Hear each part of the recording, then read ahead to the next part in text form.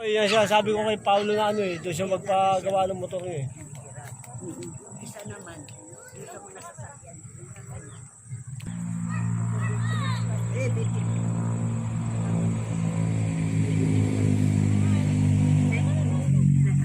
1996. Wala pang shota, wala pang asawa. Kailangan mo na ganito. Ayaw. Oo, yung huli nga doon na sila nakatira sa ano ba yun, sa pamilya. Oo. Nagtaka ako bakit sa bahay umuwi gabi na. Sabi ko, akala ko naman na baga doon lang siya na nalulungkot. Hanggang nagdalawang gabi. Sabi ko, matindi mo kasama si Leslie. Sabi niya, sa bahay. Pangatlo doon na naman, pang-apat. Sabi ko, may problema. Ayaw niyan yung dinatnan daw niya.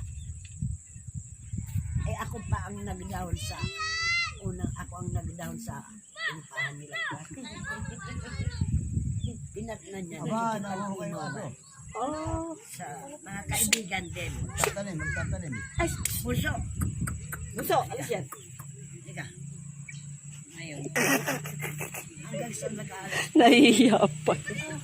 Ay, alas 9 siya nandun. Ayaw pang magsialis. Malakas ng alam mo naman ang nag-iinom. Kailan nagpataan. Lumalaki. Malakas ang boses. Oo. Kabaloktot na raw siya doon sa asyaan. Ano? Sa ilis na. Sa bahay. Iniwan. Sa bahay. Sa bahay na umuwi sa bahay. Iniwanan na yung girlfriend. Oo. Sabi ko, umuwi ka na. Kunin na lang natin na yung gamit ko doon na. Umayaw na. Umayaw na talaga siya. Mama. Nagpaalam ko na ayaw na ito umuwi. Ano balis niya? Wala naman ako. Kasi naman, ba't ingat na kayo? Dapat, ako nga di ba manginginom ako? Oo.